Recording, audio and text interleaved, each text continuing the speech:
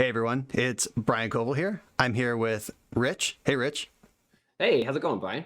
Pretty good. We are here to do something pretty exciting, but let's do some introductions first. I am Brian Coval, BoshNRoll on YouTube, Twitter, wherever you want to be. Rich, introduce yourself. Where can we find you? Yeah, I'm Rich Callie. I'm Lundel6 on Magic Online, Lundel66 on Twitter. I write for CFB. I've been playing Legacy forever, and I play a lot of Delver. People know me for playing Delver. Yep, and that's why you're here. Over on the BoshNRoll channel, we have an extremely generous patron of the arts named Spunky, who is willing to put his money where his mouth is to get awesome content. And he has put up $500 for us to smash 4-color Yorion control into Izzet Delver 5 times for $100 a match. I've done this a couple times before on the channel. I played Bant versus Doomsday, and I played Bant versus Jeskai Saga when that was like the hottest deck. I picked up some money along the way, and Spunky has put up to do another one. And when Spunky said he wanted to see me play against Izzet Delver, you were the first name I thought of, and thank you for doing this. Yeah, thanks for considering me. I love playing Magic for high stakes. As I said before we started recording, I would do this just for no money because it just sounds like fun just to play matchups for content. That just sounds really good to me. So it's really cool to be considered for that. Yeah, so glad you could do it. What do you think about this matchup? Well, before I talk about the matchup, let me just say, to get ahead of the comments that say you can build your deck to beat whatever you want, I literally pulled the first posted Yorion control list off of MTG Goldfish right before I sat down to do this with you. You're going to see Seeds of Innocence and Unmoored Ego and some stone bricks in my sideboard. It is very clear I did not build for this matchup. Yeah, I basically have been I've just been tuning Izzet Delver since Vagavan came out. So I'm just playing the deck list that I feel is best for the metagame right now. I think Joy on Zenith is a bit of a tough matchup. We'll get into that in a second. So there are a few cards like the plan is kind of well versed for the matchup, but it's not like I went against. I think it goes against the spirit of what we're trying to do here to just build decks that are built designed to beat each other. So Yep, absolutely. And that's always the first comment, so we got ahead of it. oh yeah. All right, so what do you think of this matchup? I am known for Bant control, and by when I say Bant to the broader audience out there, if you're not deep in the legacy trenches right now, when I say Bant, I mean Swords of Plowshares and Prismatic Ending, Brainstorm and Ponder, and Endurance and Uro. And then the rest of the things, like that's the shell, and then Bant is being used for various 4-color and even 5-color builds right now, but in legacy parlance, that's what Bant control means. And I am a Bant with a small black splash Yorion build right now, which is one of the most popular decks. It was number 2 behind Delver for a long time on Goldfish metrics. It's down to number 4 as of tonight, but it's still the most popular control deck by a wide margin. Most of my serious reps are with 60 card Bant decks, but I have played this deck and the cards are mostly the same. So I'm ready for this, but I have not jammed it specifically against Izzet Delver. How does this feel from your side?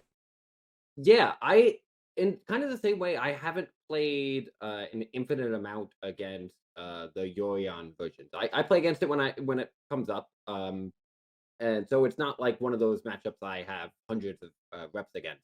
I think in general, they're definitely on the tougher side. Um, Depending on how the matchup plays out, it's very interesting. Your list is going to play Green Sun Zenith. Is that correct? Yes. Yeah. Yeah, I think the Green Sun Zenith variant is particularly challenging for Delver, and part of that is that some of the counterplay that Izzet has in the sideboard, planeswalkers like Narset, cards like that, can be pressured a little bit more easily by creatures. So then it's harder to kind of formulate this game plan where you just get to either sidestep their removal and make things awkward. Um, it's a tricky matchup. There's a lot of different things and directions it can go. Um, and overall, I think the people that play the 4-color, the Bant Zenith archetype generally think this is one of their better matchups. And I'd be inclined to agree with Yeah, it definitely makes sense on paper. I've been building Bant from when we started with a Hull Breacher, Days Undoing sort of flash shell. That was before Endurance was even printed before MH2. After they banned Oko, before MH2 came out, like I was already on the bandwagon, and then they gave me Endurance. They said, Brian Coval, personally, we printed this card for you. Thanks for playing Magic all these years. And I accepted the gift, embraced it. And I've played every flavor since, and this one does seem heavier, like big butts, reach bodies, Leovold on a clear board could be a banger. Primeval Titan, good luck with that one. Like there's some thick bodies in this build and the tools to find them. There's also a lot of air in the build. Like there's some stuff that I don't really want to see. There's like Green Sun Zenith, while you get the power of finding whatever you want, it also means your card always costs one more than it should, which is tough against the Wasteland Days deck. And we're just going to see how that all shakes out. Yeah, definitely. I think the clunky element is the best thing for Izzet to attack. I think this is one of the best Izzet variants of all time. The Ragavan deck is very much the best deck in the format, and I think that's because it's so efficient and it has so many different angles that it can attack from, even against a deck that's seemingly built to beat it. As you said, the cards in it. I mean, 4 Sword Splashes, 4 Prismatic Ending. I mean, if this was Delver of Days Past, that would just be a game over in so many situations. But this deck has a lot of counterplay and a lot of different ways to navigate in the matchup. So it's Delver is never going to be too much of a dog in these situations. Yep. Yeah, it's important to explain to the people who don't play Legacy and even the people who do. Building your deck to beat Delver is like building your deck to beat Workshops in Vintage. Like that deck is still gonna sometimes Trinisphere you on turn 1 and you never cast a spell, where like Ragavan backed by Days waste you, good luck. Like that's still going to happen even if you build everything you can. And you could keep a handful of Prismatic Endings and then they just turbo out a Murktide region and dip you, or boarded Narsets or Court of Cunnings. We have not actually shared our exact list, so I don't know his sideboard tech specifically. And I think that's better for this sort of showcase. So I can adjust over our 5 matches to, he's got 2 Narsets. I didn't know that, like that sort of stuff. And you get to see, you won't see my unmoored egos, but you'll learn my sideboard plan too. So this will be fun to develop over 5 matches played. Yeah, there's something exciting as a player playing with open deck lists, because you just get to like tactically navigate what you know that your opponent's going to have. But at the same time, as you said, this is 5 matches. That's going to give us a lot of information to work with. And it's going to watching us develop our plans and adjusting what we're doing in the moment is going to be a lot more exciting from a viewer perspective. Yeah, I think so too. Do you have anything else you want to add before we go in and play this thing? No, I think I'm ready to get going. All right, great. Thanks again for doing this, Rich. Thank you, Spunky, for supporting this. Everybody loves the Spunky sponsored content on my channel. He goes big and people appreciate it. So, Spunky, thanks for having us do this. And let's jump into it. All right, welcome. I'm Rich Callie, and I'm going to be playing some Izzet Delver today. So now that we've seen the intro with Brian, and we know what's going on here and what the challenge is, I figured I'd do a deck tech on the deck I'm going to play. So this is the Izzet Delver deck that I think is best in the metagame right now. There's a couple of things going on here that are a little different than some of the stock lists, but for all intents and purposes, this is a stock deck. There's not too much reason to reinvent the wheel when it comes to Izzet Delver. This is just the best deck in the format, and with tuning here and there, you can really show up just about any matchup you want, and you don't need to make any wild changes. We'll see in the main deck, which again is pretty much a stock deck list. You see 2 Delvers, 4 Dragon's Rage Channelers, 4 Ragavans, 4 Murktide Regions. That's a pretty normal threat suite. And then the cantrips, 4 Ponders, 4 Brainstorms, 4 Expressive Iterations, can't really touch those. 4 Days, 4 Forcible. That's all pretty normal.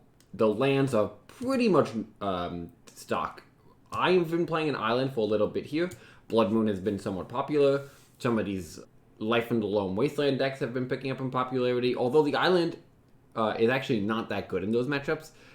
It's nice to just consistently have access to their mana base, but it's actually, it can be harmful to fetch the island early and then you just won't have access to your red cards, which you really need in those matchups. The only real significant change in the main deck that I think is appropriate in the metagame right now is 2 Unholy Heats as opposed to 2 gut shots. Part of the reason for that is that larger creatures can be problematic for Izzet. Having more Unholy Heats actually lets you address those, and that really comes up in a lot of the green matchups.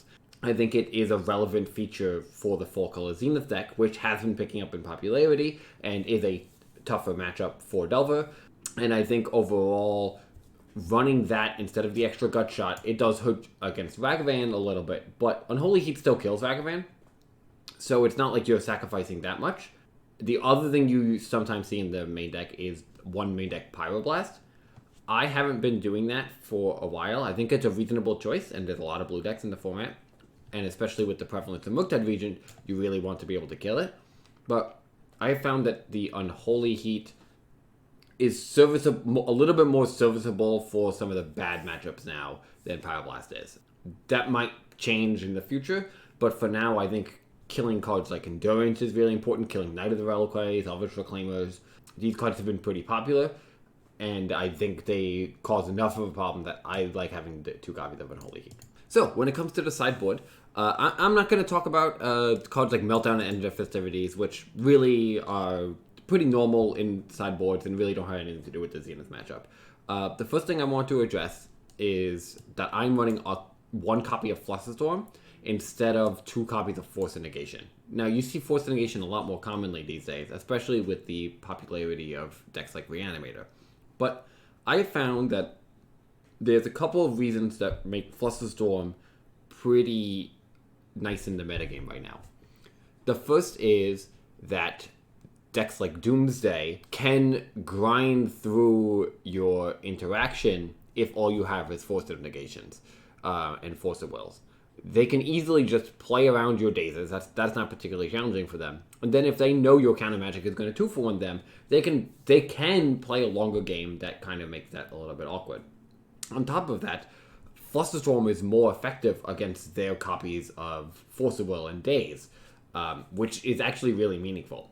If you just force their Doomsday and they force back, they're likely going to win that game. But if you use Flusterstorm, it's going to be much harder to interact with. On top of that, if it was just for Doomsday, I don't think it would really be that much worth considering, because Doomsday is a very good deck, and it's popular, but I don't think it's enough to justify not having the Force of Negation. But I think a lot of decks aren't playing around the soft permission from Delver right now, because they don't have to. This deck doesn't play Spell Pierce, it hasn't played Spell Pierce in a long time. So a lot of decks just play around Daze and kind of move on. And you see that a lot in the play patterns with things like Prismatic Ending and Lightning Bolt and stuff like that. And I think Flusterstorm can actually take advantage of that right now in a really effective way. Especially in Delver Mirrors, where you can just counter Expressive Iterations in a way that you don't have to cast Daze. And frequently they can actually play around Daze, because the games generally go long. And I think we will see that come up, because this is a card I'm planning to bring in against 4-color Zenith. So when it comes to the plan I'm going to enact against 4-color Zenith, I'm going to talk about these in the videos, but I'll give a general overview here. So these are the 9 cards that I'm going to be considering bringing in. So we have the Court of Cunning Narset. I don't really leave home without 2 copies of this type of card. I think the split of them does a lot of work in these matchups. It can make it more difficult for them to play around, and they each have their spots where they can really take over the game. Flusterstorm, as I just mentioned, I think it's going to be effective here. It's nice to kind of break the expected range of interaction when they cast a Prismatic Ending or a Swords to Plowshares. I think it's nice to have something that's going to catch them off guard and still just mostly trade 1-for-1 cards. Submerge. So Submerge is an interesting card right now, because the green decks are on the upper range of problematic for this deck to deal with. I think those are the tougher matchups. Of course, we're going to see it with 4-color Zenith. I think that this matchup is certainly tough. It comes up with Elves, it comes up with Green-White Depth, Lands, all these decks where they run Endurance, and you really need to interact with them in a really efficient way. And while Submerge can be a little awkward against cards like Icewind Quaddle and Uro, even awkward against Endurance at times, because they can still recast it, it still allows you to generate enough of an advantage that I think it's just a very good choice for Delver to run right now. I'm only bringing in 3 Pyroblasts instead of the full 4, because their deck isn't as dependent on blue spells. It does have some key blue permanents, such as Uro, but they don't have cards like Jace. They don't have that many copies of Teferi Time Raveler. And I think if you flood on Pirate Blasts, it can be pretty problematic when they're going to be casting cards like Greensun Zenith and things like that. That being said, it's still a very powerful card, and it's very effective in the matchup. But I think if you bring in the full 4 copies, you're liable to draw too many of them. And finally, I'm going to be bringing in a Surgical Extraction.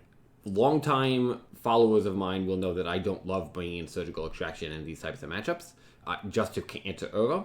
However, I think here, because the Zenith deck has 4 copies of Greensun Zenith, they have more access to more copies of Uro, which make Uro a little bit more problematic, or a little bit more consistent, and that can definitely be a problem. I think having 1 Surgical can kind of put the kibosh on that a little bit without drawing too many of them when they're not going to be effective. As for cards I'm bringing out, I'm definitely going to be bringing out 2 Wastelands. In general, they're a Prismatic Vista deck, and I think against basically all Prismatic Vista decks, it basically implies they're going to get basics early, and you're not really going to have a good opportunity to disrupt it. I'm going to bring out Demisha's Bauble, because I don't think we want to draw too much fluff. We really need to... Like, turning on Delirium can be a downside at times because of Endurance. You don't want to attack when you're not ill-prepared for it. And at the same time, you really need to make sure you're drawing gasoline throughout the game. We're going to bring out the Gutshot. Even though there's Dryad Arbor and Ice Fang Quaddles in the deck, I don't think that's really worth it. I'm going to be bringing out 2 Lightning Bolts, which is a little bit weird because they are a Greensun Zenith. Like, they have creatures that, and a decent number of them can be bolted. That being said, it doesn't kill all the important creatures, such as Uro and Endurance. And at the same time, it doesn't go face in a way that's going to kill them, because they have Uro to stabilize the life total in that game. So I do like bringing out a couple of Lightning Bolts in this matchup for sure. On top of that, they also don't run that many Planeswalkers, so you don't really get an opportunity to bolt the Jace the Mind Sculptor or anything like that. Finally, I'm going to be bringing out 3 Dazes. From what I can gather, the Zenith player's approach is to kind of play into Daze rather than try to play around it. Even though they can play around it with cards like Sword Splotches and Prismatic Ending, when it comes to casting their big spells, they have enough gas to just kind of slam spell into spell and just kind of play through the daze. Part of the reason they can do that is dazing is a downside for us. The reason that's the case is because we need to make sure we're developing throughout the game to take a full advantage of cards like Expressive Iteration and Izzet and Quarter Gunning and things like that. We need to make sure we're multi-spelling in a way that is actually meaningful. And I think once we start setting ourselves back with Daze, it can be really problematic. That is even ignoring the fact that Daze gets really bad once they have a Dryad Arbor start, once they have a Carver to Flower start, and I think there's a lot of places where Daze is not going to be effective. Keeping in 2 copies on the play might be reasonable. We're going to see kind of how that develops along the games.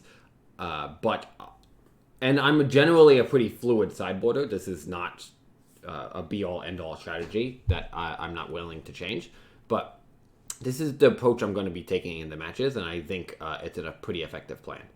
So yeah, I don't know Brian's deck list. I don't really know exactly what he's going to be doing. We're going to be learning that along the way. And I think this is going to be fun and exciting. And I guess I'll see you all for the first match. Okay, here we are with game 1 of match 1. This Izzet Delver vs. Full Color Zenith against BoshNRoll. We're going to choose to play first. We won the die roll. He's going to reveal Yorion. And we're going to see what's up. Okay, so we're starting with this hand that is a little bit awkward. I think the best approach in this matchup is trying to get out early and trying to push that, but Murktide Legion as a backup is pretty effective. It has some counter magic. It's a little bit land heavy. It kind of needs to find a cantrip or an early threat in order to kind of get going here. But I think overall this is worth keeping. It's not going to take too much for this hand to be good. Any one of our 12 cantrips are good. And basically any of our threats too. So I'm going to keep this. It's not perfect. I'm sure he'll be happy to see me just pass on turn 1. That's going to communicate to him that I've kept a pretty specific hand, or I'm trying to play around Prismatic Ending. I might Daze a Greensun Zenith on turn 1. it's going to make my dazes a lot worse. Having that resolve. Abundant Growth, I'm definitely not going to fight over. I don't think that's the element of the matchup that's worth engaging with. Channeler, that's a great draw. So let's go Flutter Strand into Dragon's Rage Channeler. And I'm not going to defend this too heavily, but I certainly will defend it to some degree. I'm not going to force over it, but I mean, I would gladly daze if given the opportunity. There's some merit to forcing over it. If it was a Ragavan, I probably would. I don't know exactly what his list is playing, but I'm going to, these decks usually have the full set of Ice Fang Waddles, definitely the full set of Swords and Prismatic Endings.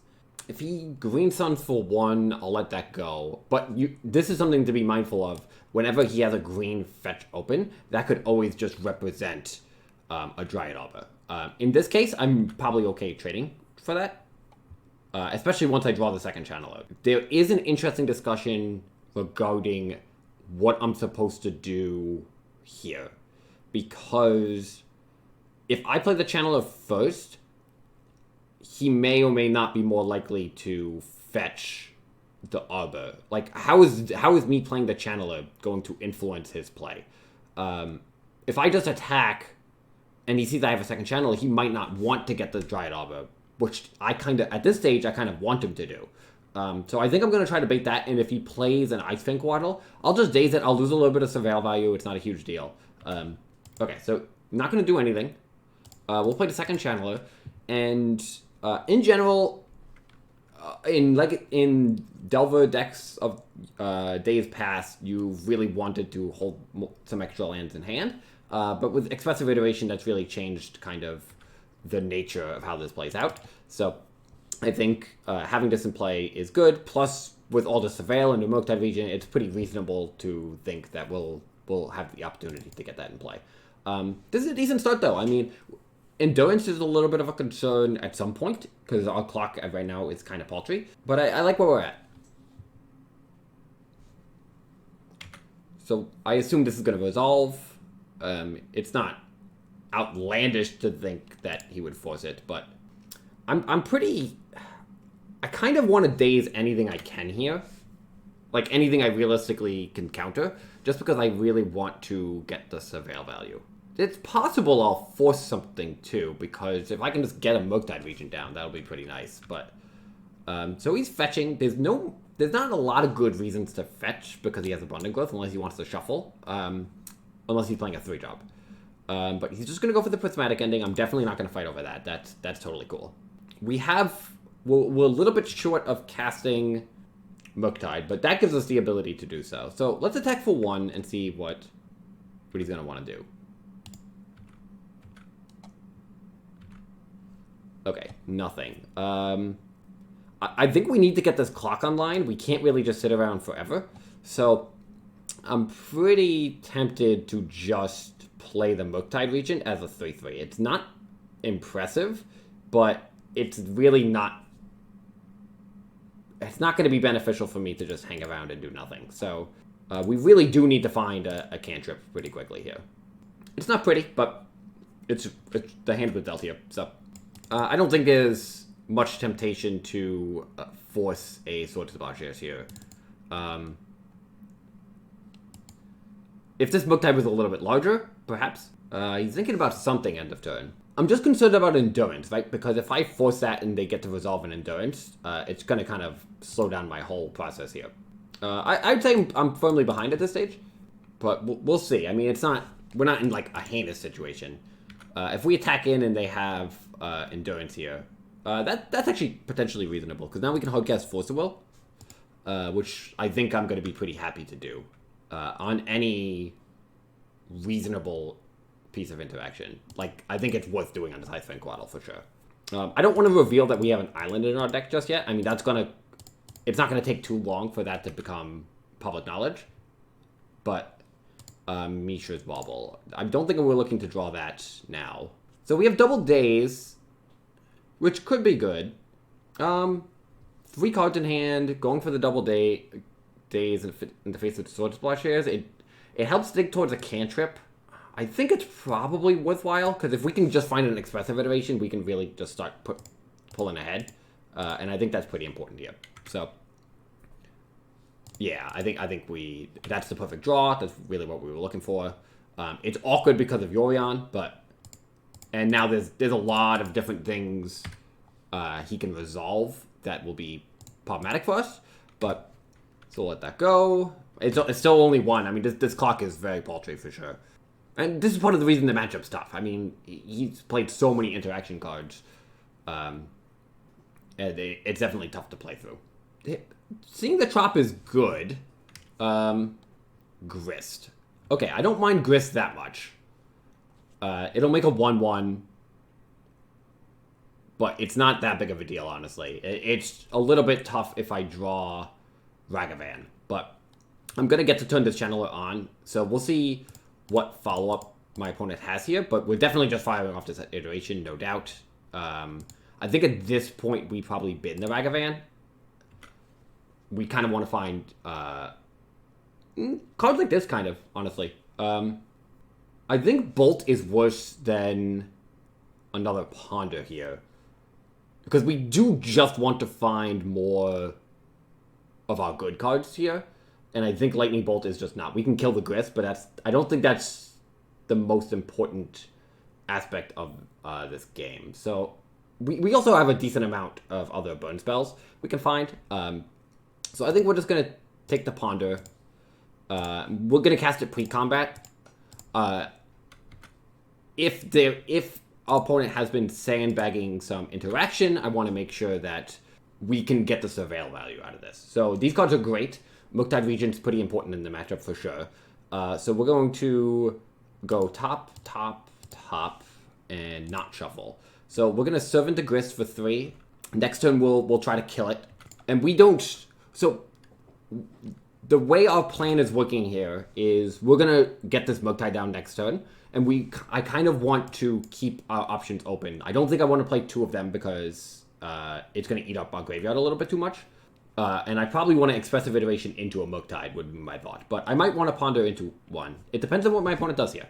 I'm probably killing the Grist. Okay, that's okay. I mean, it's a little annoying because now the Grist gets to kill my Murktide Regent. But we do have a follow-up. And I would anticipate that it is going to kill the Murktide. So, let's see. So now we can't really iteration, so we're going to ponder. And I definitely want to ponder. If I find Force of Will, that might be something I'd be interested in casting, because then I can go Murktide into Murktide to help play through the Grist. So let's start with a ponder. These are awkward, so we're going to lose our Murktide. So we need the Murktide to be at least a 5/5. To incentivize our opponent to kill the Murktide. But then we draw another Ragavan. But we can follow that up with another Murktide. So I think this is okay. Because we go Murktide. They lose the Grist. They lose the token. They play land. They play Yorion. They draw a card. Then we get to go Expressive Iteration into Murktide Regent. Which does do a decent amount of work here. I think we're going to draw the Ragavan. Or we'll draw the Murktide and we'll keep the island on top. We could also just put the Ragavan on bottom. This is awkward because if our next turn is Expressive Iteration and we find a spell we want to play off of it that's not Murktide Regent, and we don't take the land. Like, we don't actually want to find more lands off Expressive. So I think the island's supposed to go on the bottom. We're supposed to draw the Ragavan, the Murktide, and then we're supposed to Expressive into the Murktide Regent. And then it's going to be Murktide Regent versus a couple cards in hand and a Yorion, which seems potentially beatable. So we're going to go Island, Ragavan, no, and we'll play a reasonable Murktide. So this one's just a 5/5, nothing too out of this world. But it should be large enough to incentivize our opponent to kill it with Grist. Now, they might have Force of Will in hand. And I would actually... I'd like to see a Force here. Like, even if they get to keep the Grist, which hypothetically is a little bit annoying. that means we can't really follow up with a Murktide. That's not too bad, because all we need to do is find a Bolt or an Unholy Heat. Yeah, okay, this is actually good, because now it's just Grist versus the World, which I'm actually okay with. I don't really want to lose this Murktide, and I don't want my opponent to find an Uro. That's very low on the list of things I want them to find. But we can Expressive and see what we find. So let's go Expressive Iteration. These are good. These are good. So we definitely want to kill the Grist. And I think we want the Channeler more than we want the Island. So we're going to go Channeler in hand, and then Island Bolt, and we're just going to cast the Bolt at Grist, and hope they whiff a little bit over the next turn or two. They do have a lot of good hits in their deck, but they also have a significant amount of lands, so it's not unbelievable that they would hit a small land pocket, but we'll see what's up here. Abundant Growth, that's just a cantrip, that's not a huge deal. Land, so that can get dried up, but we gotta remember that. So if this is Uro, that's going to start to be annoying. Leovold, that's actually weirdly not that big of a deal. Just because we're going to play an 8/8 Murktide and have the Channeler ready to go. But it is going to be annoying if they answer the Murktide. Okay, so another Ragavan, not great. So let's enter instant, sorcery, sorcery. And I think we want to actually diversify, have a 3/3 and a 7/7 here. So we'll exile a creature.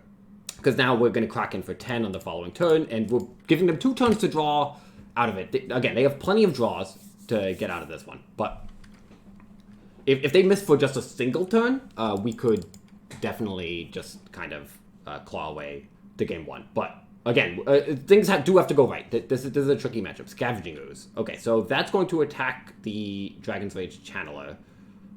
But if it eats instants and sorceries, then it grows the Murktide Regent. So, of course, our opponent's just gonna Brian's just gonna wait for us to have to attack with the Dragon's Rage Channeler, unless we draw another Murktide Regent, the best draw in our deck. So that's pretty fortunate, because now we don't have to attack the Dragon's Rage Channeler. We've eaten the creature in our graveyard. They only have 1 creature in their graveyard, two left to eat.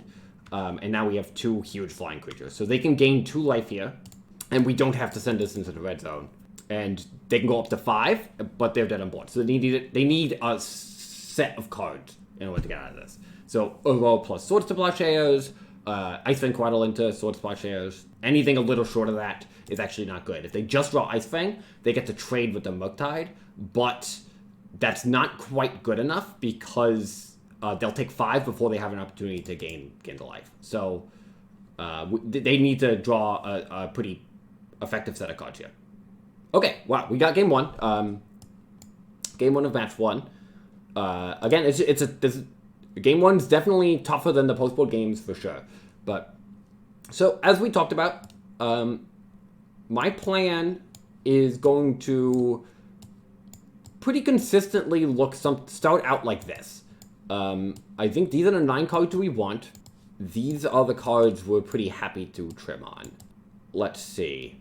And 2 bolts. Now, it's definitely awkward because trimming bolt against the creature deck can be a little difficult. Especially, let's say they just have a turn 2 Scavenging Ooze. That's the kind of thing that could actually put me in a bad situation. Similarly, if they have a Dryad Arbor start, then it can be difficult if I don't have a Bolt to kind of try to keep up with that.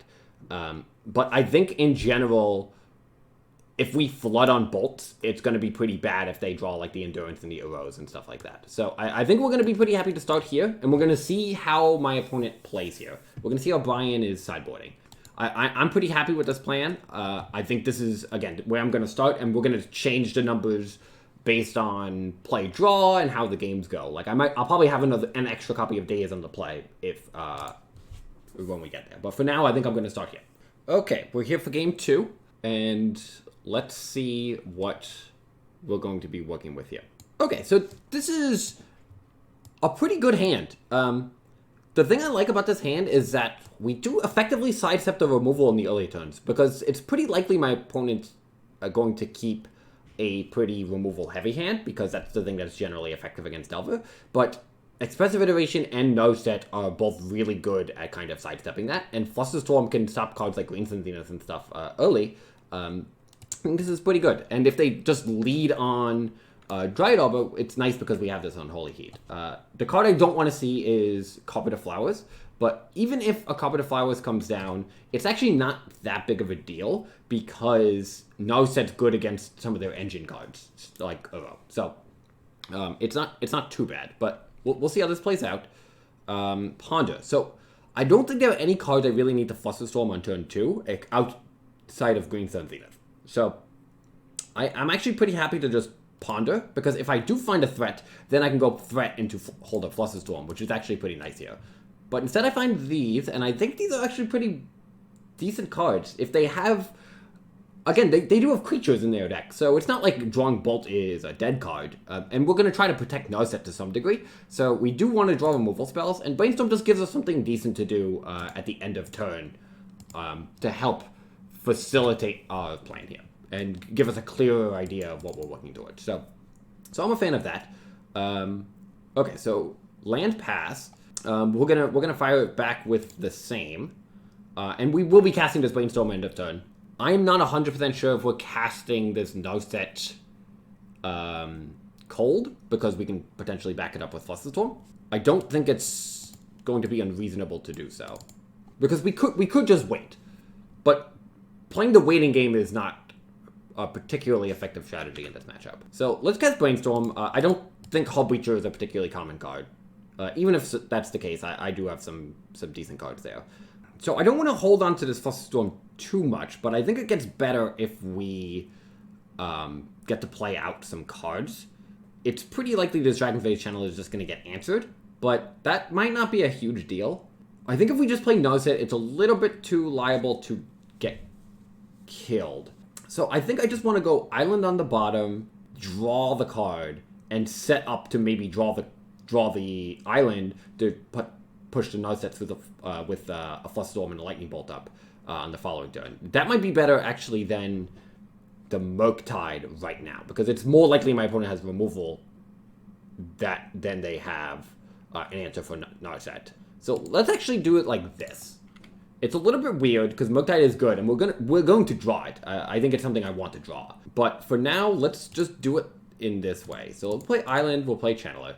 Because again, we have the tools to battle in the mid game here. This is not going to meet a Sword Splash Yes. I'm almost positive. I'd be pretty surprised.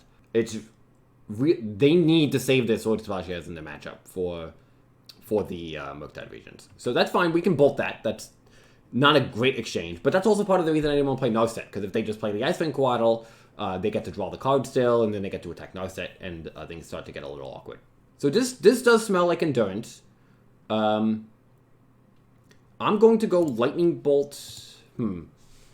It's awkward here, because I need to be mindful of Endurance. So how do I want to do this? Because I kind of want to put the Murktide in the graveyard, if I'm honest, to try to get me closer to Delirium here. Because this does smell a lot like an Endurance. I don't think I actually want the Murktide, but I'm not just going to upkeep on Holy Heat, or like the Lightning Bolt. So let's just do it end of turn. I think this is reasonable. I can't imagine a world where Endurance isn't coming down here. And this is going to be kind of the card you'll see me the most mindful of here. I think it's one of the things we have to be the most aware of. Ragavan, that's actually great, because now we have the Delirium for the Unholy Heat, which means we can kill the Endurance. Okay, so this is well timed on his part, but it's not a big deal. It's just going to slow down my Narset a little bit at this stage. I could go for a double removal spell here, but I actually think I just want an Expressive Iteration.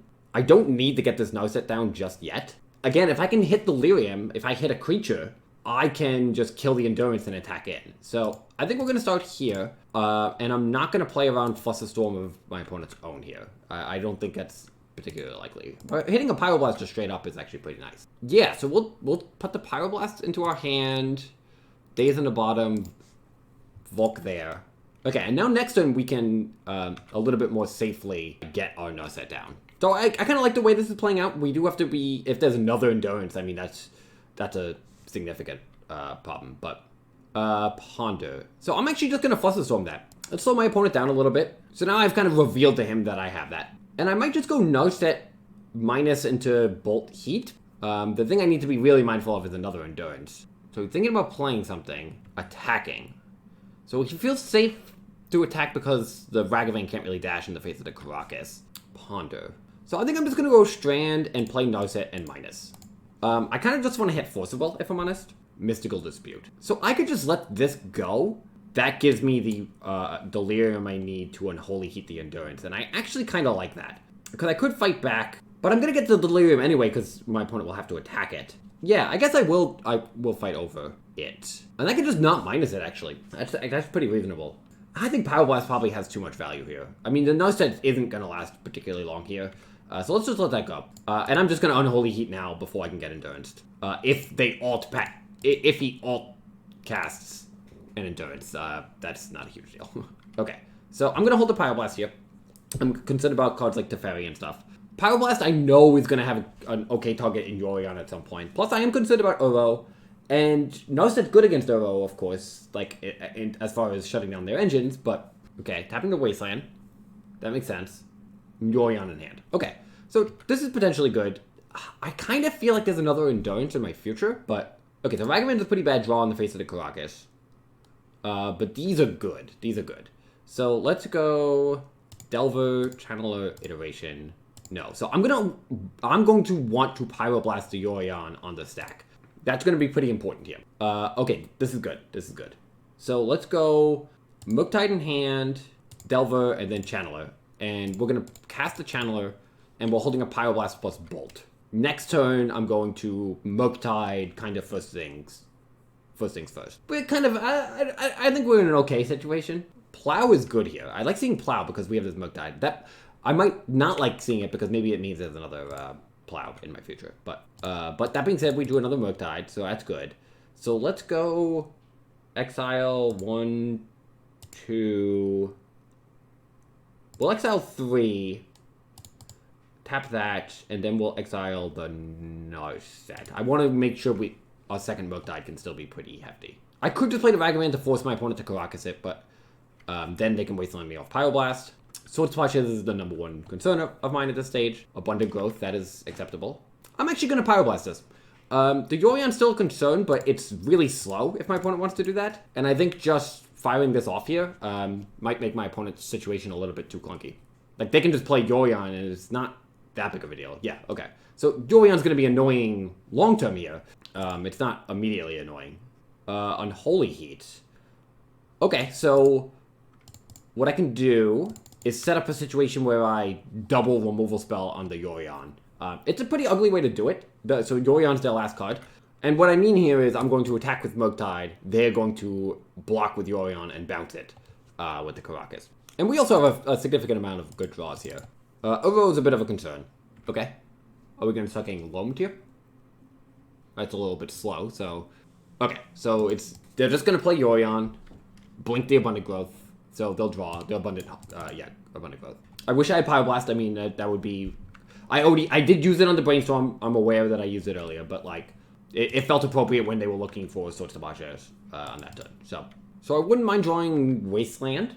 I'd be very happy to draw Expressive Iteration, of course. Submerge. That's potentially interesting. Okay, so I'm going to attack and then I'm going to double removal spell it. I think that's the best route here. I might also just dash Ragavan in, because it's not like it's doing anything anyway. That's actually interesting. I can dash Ragavan, attack with both. If they go for the Caracas bounce on this, the Ragavan connects. If it dies, it gets me a little bit closer to the Delirium, and they take 7. And anytime they want to bounce to Yorion, I can just submerge it to the top. So this is kind of counterintuitive, but I think this is actually a pretty good play. Because if they just eat it, it's really not a big deal. They are taking a decent amount of damage here. So they take 7. That's fine. So if they go return it end of turn, I'll just bolt it. Yeah, which it makes sense that they did not. Sylvan Library, that's not a card I care about. So we actually have lethal here. So I'm going to take a draw step before I do anything. But we can just submerge the Yorion and then attack for 7 and bolt them. So we're going to start with the Channeler. We are going to go for lethal. There's no question. When presented with the possibility of lethal, you should generally go for it. Bolt actually looks pretty good here. Unless the Murktide. Okay, that's fine. I'll fire off the Bolt on their upkeep. They can hardcast Force, but I have another Bolt. Okay, and that's match 1. We were able to take the first match, which is pretty nice. I could have easily seen this going 0-5, so I'm pretty happy to start here. That was a really interesting game. I think it showcased a lot about the matchup, and it's going to be a lot more interesting going forward. So I'll join you back here for match 2. Okay, we're here with match 2, game 1 of the BoshNRoll $500 challenge. We're on the draw against Yorion Greensun Zenith, mid-range control. And we're going to mulligan this.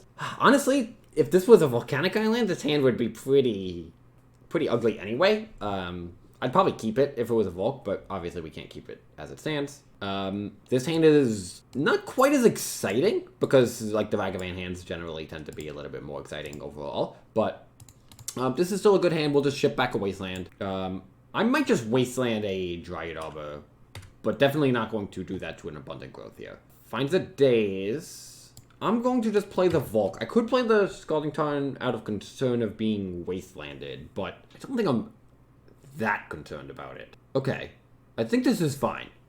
I'm not going to Brainstorm. I have this Scalding Tarn, so I do have another land coming up. That's actually a pretty good draw. So if there's a second Wasteland in their Yorion deck, their 80 card deck, then sure. That's all right. And yeah, I would have wanted to Brainstorm or play around that in some regard. But as it stands, I think this is okay. I am not anticipating a second Wasteland. But I wouldn't be too surprised either way. Okay, so nothing like that. Prismatic Ending's just going to resolve this. There's nothing I can do about that. So hopefully we can draw a land in one of our top 4 cards here. That's good. So I can't picture there being a downside to playing the Scalding Tarn before. Because if there's a random Daze in my opponent's deck, or some kind of disruption like a Flusterstorm, I guess Flusterstorm, I could actually pay for a Flusterstorm because I could Daze it and then pay for one. So I'm going to play this and I'm going to Brainstorm. And we want to do it now because we do have a dead card in this Wasteland, and we kind of want to find a threat. But we didn't, but we found some lands, so this is actually pretty decent. So I'm going to set this up Island Wasteland. I'm setting it up like that just in case I decide I want to draw the Wasteland. Because I can't imagine, I'm not particularly likely to ever want to draw that island. But there's a pretty decent chance I'm going to want to draw Wasteland. So Brainstorm's going to resolve. And as with the previous match, you know, we kind of just like are always looking for the same thing. Honestly, like we just want cantrips in the early stages of the game. Ponders, Brainstorms, Expressive Iteration. I would accept a Force of Will because then I'd have an interesting decision about when to use it. But now we're definitely going to shuffle away the Wasteland. There's no purpose. And it's just good habit to do it on the upkeep. It doesn't really matter here. We're not going to get stifled or anything. But just to have the mana up just in case something goes awry. So we'll just get the Volk. Now we could get the island. That's a future mini Murktide Regions. But what I was going to say is we could get the island to play around a potential top deck Life in the Low to get back this Wasteland. But I'm not really in love with that. I don't think we need to. It would suck if the low engine starts to get going here, but this is probably just getting a basic, and then they'll take their turn. This Murktide is almost certainly going to get Sword of Demolishes, but Abundant Growth, sure. It's a good start. Their mana's pretty well developed here. Brainstorm. Okay, so this is not too bad. We do need to draw something though. We're kind of just like we're kind of in a situation where we need to find a good card on top of our deck. It's not going to take too much here. Again, any cantrip, Force of Will would be okay. I think if this Murktide gets answered, then we really want to find a cantrip more than anything. But I'd accept Ragavan too. We haven't seen too much of the Ragavan's power in this match so far, but it can be one of the best cards. Okay, well, we're not going to see it anymore because it's a Karakas. And I will actually double daze this. It starts to get instants and sorceries into my graveyard for the next Murktide Regent, and it's basically just like Force of Willing a Sword Splash, which is something I would do. I wouldn't be too surprised if he Force Willed this back. He kind of has a long game setup with the Yorion and the Abundant Growth. And this gives us a window to connect with Ragavan. That's a great draw. So we'll get him for 6. I can't imagine this getting forced. I do think he has a Force Will, though, with how he was pausing. But we'll see if we hit anything. If we hit any spell, I'm going to feel really good about our situation doing that. But, well, it's a spell, but not one we can cast. Okay, so Ragavan's kind of off the table for the rest of this, because this Caracas is going to check it until I draw Wasteland. But Mugtide's still going to be clocking in here. Seeing a Brainstorm. I haven't seen too many Green Sun Zenith from him this match. So the nice thing about dashing Ragavan is this Caracas is going to be kind of left up for the foreseeable future. Now we're threatening something with this Ragavan in hand. So this Ragavan isn't worth much, but it represents something to our opponent. And that gives it a little bit of value. It's certainly not a significant amount of value, but it's something. But we're kind of, I mean, our hand kind of stinks, honestly. We really need to draw something. Sooner rather than later. Brian has seen a lot of his cantrips here, which gives him a lot of control over like how he's setting this up. So what are we going to see here? Icefang Coval makes some sense. I wish we could cast a Mugtide next to him. We're one short, though. Green Sun for 2. Okay, so this is Green Sun for Icefang Coval. That makes sense. So again, I think there's a Force of Will looming. I would love to find Brainstorm. Force of Will. It's a little late to the party here. But if I just attack with the Mugtide, I'm opening the door to cast another Mugtide, so I'm actually just going to do that.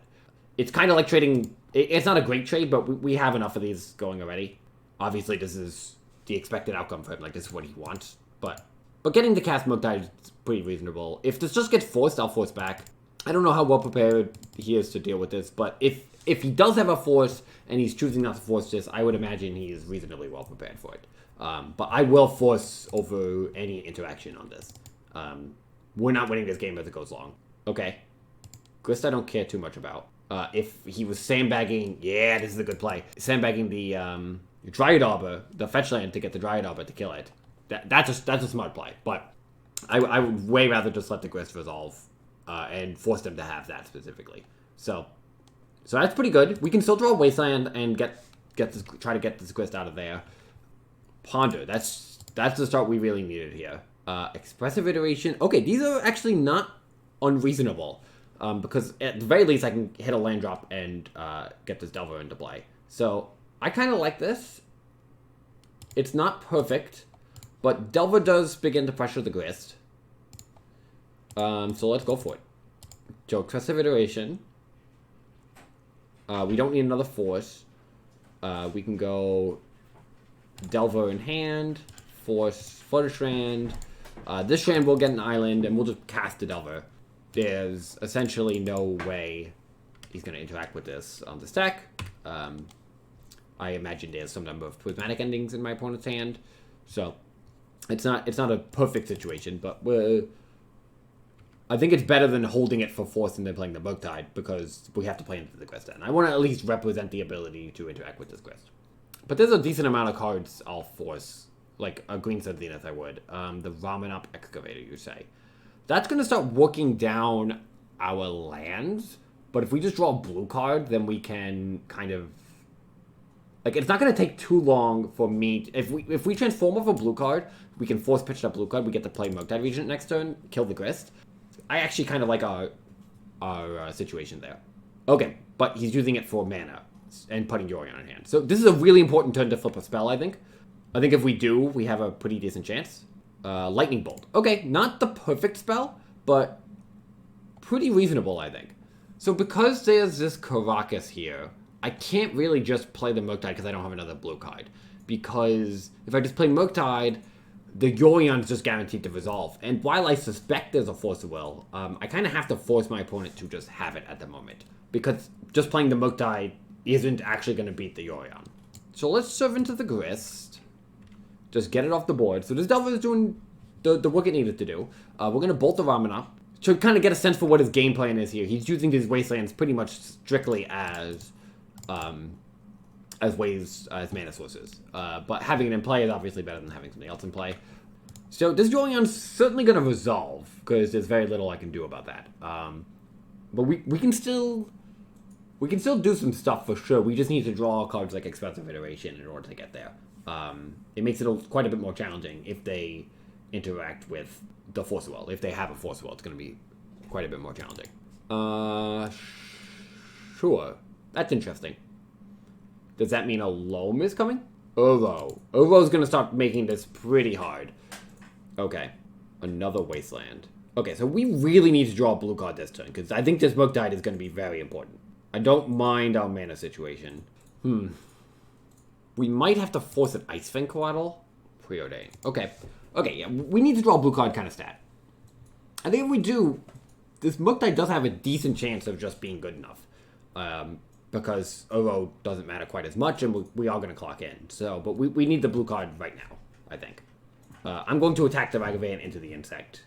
The blue card might not even be good enough. Yeah, I mean, not drawing it is obviously going to make this really hard. But let's... Either way, we don't really have many options here. We are liable to being ground down here. I don't think it's unreasonable for him to consider just trading. Yeah, that makes sense. And then we're going to play Murktide and not play the land. 1, 2, 3, 4, 5. Uro's a pretty significant problem here. We just have to kind of hope they don't have a Force Will or an answer. Not in a good situation.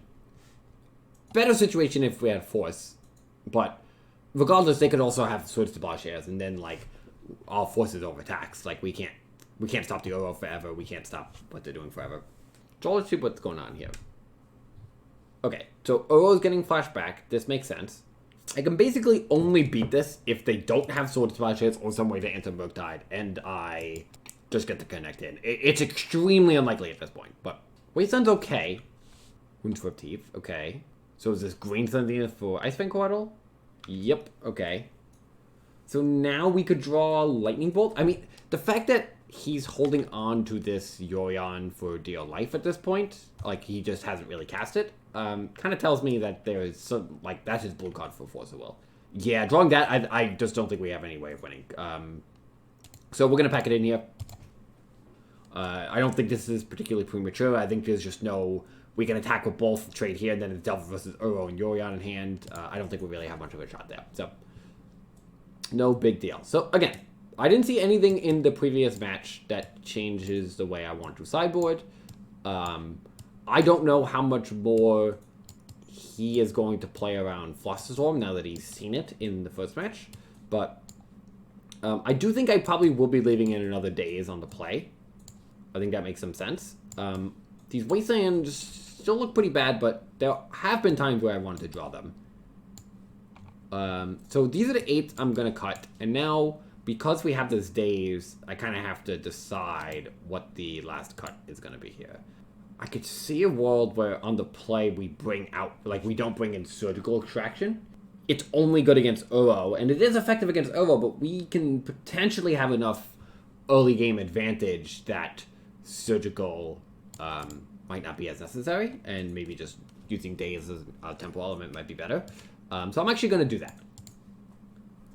As I mentioned in the deck tech, I think Surgical is not the kind of card I love bringing in these matchups. I think it can be a necessity, and I think it's going to be a staple part of my some aspect of my game plan. But I think it's pretty reasonable to consider cutting it when we kind of need to, play that kind of tempo game. This is a great hand. I mean, it's not disruptive, but it's my opponent's deck is not a Terminus deck. You know, they are playing something very specific. Like, they're playing to the board and playing a lot of one-for-ones. The fact that Ragavan's going to let me kind of flood the board here, and then I can use Expressive Iteration to just find, like, a piece of disruption is going to give me a pretty sizable advantage here. But we'll see what happens. Like, there could be an Engineer Explosive looming for sure. But now that we drew the Abundant Growth, what we're going to do is play both Channelers, and then we're going to cast the Abundant Growth instead of playing the Delver. So let's do that. We get the Double Surveil, so we can put that in the graveyard. I have to be... Ooh, Cove Cunning's interesting. I actually think I'm just going to bin the Quarter Cunning, though. I think we're kind of going to go on a little bit more of a Hellbent path here. We're just going to try to attack them. Endurance is the #1 card I am concerned. So I'm going to start out by casting Expressive Iteration to turn on Delirium. So let's do that. I've never had an Abundant Growth on one of my cards. That's pretty interesting. So we can bin the island. We definitely don't need it. And we'll top the Ponder. Ponder's a good card. Plow on the Ragavan. We have a backup, so that's actually pretty good for us. Daze in hand.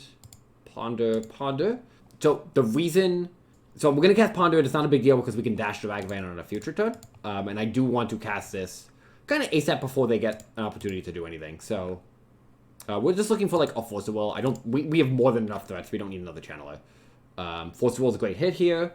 So let's go Volcanic, Murktide, Force, because now we can actually just pitch one of the Murktide. But we'll probably just pitch the Delver anyway. So now we have Daze plus Force of Will, which is going to be good against Endurance. And if they go for a spot removal plan, then we can just follow that up with Murktide plus Vagavan.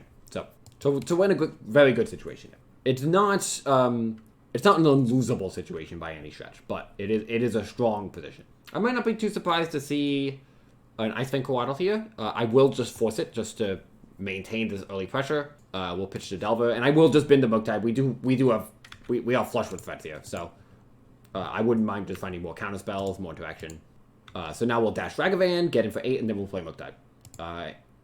Maybe finding that we'll do something else, and this is the core of how I think we'll be winning. It's this aggressive plan, and you can only really do this on the play. It's really hard to do it on the draw. So, okay, this was too much, and that was good. I mean, that, and as I said, was fantastic. We didn't have interaction, but you don't want as much interaction. I think when you're on the play, especially, you want this kind of blistering fast start. I think that's the most realistic way you're going to win. In that regards, maybe it's worth having the Mishra's Bubbles when you're on the play. So that's worth thinking about for sure. But again, on the draw, I think I'm just going to go back to the one surgical. I think the game's definitely going to go longer. So Daze is not only going to be worse, but also we are most likely to need an answer to Uro in that world. So let's give it another shot. Let's go to game 3 of match 2. Okay, this is a little bit like the last hand, but a little bit more interactive, less blistering for sure, but I think there's a lot of play to this hand, and this hand's actually probably going to want to start on a Dragon's Rage Channeler, because we want them to Prismatic Ending that, and then we can use Vagavan's dash ability. So, if they just get Dryad Arbor turn 1, like if they go for Green Sun Zenith, might be interesting. So I might just go Dragon's Rage Channeler plus Submerge, because then I get to develop and slow them down at the same time. That actually sounds pretty reasonable. You know what? Maybe I'm going to go Ragavan and do that. Because if they replay the Arbor, I'm going to actually have the tempo advantage there. Because if they replay it and they trade, now I'm up at lands up to them, which is something I can take advantage of. So I'm actually going to do that. I don't mind if this Vagavan just trades, but especially because it's going to give me Delirium for Dragon's Rage Channeler. But it makes my no set a little bit better, because now I can develop a little bit more freely. Yeah, it seemed pretty unlikely that they were just going to fire that off again. Hydroblast is okay. So now we know they have Dryad Arbor in hand. That's the card we were looking for sure. So now we're just going to go Dragon's Rage Channeler. And I think I'm actually going to Ponder, even though it's a blue card, because it turns on Delirium. And I will get an island here.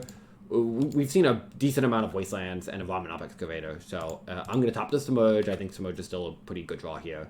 And these are reasonable. We're going to put Pyroblast. I think I'd rather draw, like, the creatures here. It's not 100% certain. But if I do have to force, I might just... I can always just, like, change the way I'm doing this, too, because I have Surveil. So it's going to change. I think if nothing happens here, like, if they just pass, I'll probably just be happier to draw the creature. And if they do something here, I have control over it, what I'm going to do.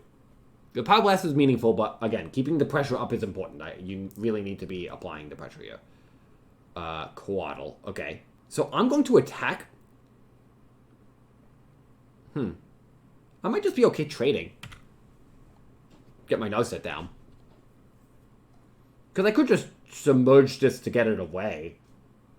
Actually, I kind of like that. I'm going to submerge, and then Nullset just needs to find a blue card. I can't imagine there's that many Force Wills in my opponent's deck. So we're going to attack. We're going to get rid of the Ice Fang Coatl forever. Like, we're missing out on 3 damage, but they're definitely going to fetch in order to turn on Delirium, and we get to do this. So we keep our Channeler on board. Expressive Iteration on top. Great. That's gone. I can't really imagine this getting Sword Splash here. And now we're going to get Nullset on an empty board. That they kind of have to have a Force Will to interact with at this stage. Like, they could have Prismatic Ending, but again, we have counterplay for that. Savannah, okay. Now we'll play Nullset. So they have Dryad Arbor and nothing, and 3 unknowns in hand. Now set resolve, so this is going to shut down their engines kind of preemptively. We get to put that into our hand, and now we're in a pretty good situation here. Cards like Endurance are for sure my #1 biggest concern. There's no question. That's the creatures element of this is what makes this matchup so tricky. But we've turned off all the cantrips. We know there's a Dryad Arbor on top. These Submergers have been excellent in the matchup. Okay, Wasteland, I don't mind. I'm expecting an Endurance here. I would be very surprised to not see Endurance, considering that this is their play. We're going to start by minusing Narset for sure. Because if I find Unholy Heat, I want to do that in advance. Finding Daze is nice. So we're going to attack first before we do anything because we've seen Mystical Dispute. So I really don't want to get the Force of Will Mystical disputed. Yeah, so let's start by attack. I don't really want to play the land. I can't really imagine this not being Endurance, which we'll force. And then post-combat, we'll go Dragon's Rage Channel plus Expressive Iteration. I like hitting another one of those. If my opponent has Mystical Dispute, it's okay to use it here because we have another one on top. Hopefully there's not another Endurance in our future. That would be problematic for sure. Iteration, Strand, Delver. So then, and now we'll go Delver plus Channeler. And we have this Narset shutting down draw engines. And we know they have a Dryad Arbor in hand. So one of their cards is a blank, and we have a lot of pressure on board with an Expressive Iteration to back this up. Not out of the woods yet, though. If an Endurance comes down, it could just kind of spell a bad situation. But Birds of Paradise, not as much. Okay, so we know the Dryad Arbor is still in hand. So does it return Yorion to hand? Yeah. So Yorion does do some work for my opponent, but because they have the Dryad Arbor too, I don't have to respect the Dryad Arbor off the Winter Teeth. Surgical is not a great draw, but it's certainly not the worst. Force of Will. I'm actually gonna bin that. I think we can do better. Lightning Bolt. I think that qualifies as better. So is this gonna get Mystical Disputed? Looks like it. Sure. Okay, so knowing that I'm drawing a Lightning Bolt, if I don't want it, I can just Surgical something and get rid of it. But I think in this particular circumstance, if my opponent just goes play Yorion and uses that as kind of the protection for their life total, I'll still have lethal because they'll block a Channeler, take this, take 6, and then I'll bolt them. So we're looking pretty good if they just have a blocker, and we know they have the Arbor. And the Arbor doesn't do anything to protect them. So I think we're going to get this match as well, but this last card could be something. I'm just going to bolt now. Unholy Heat is potentially still a good draw. Again, if I don't want it, I can always get rid of it. But unless I've miscalculated, it looks like we're going to win the second match. Nice. Cool. So we're up 2-0 in the matchup, and we'll be back for match 3.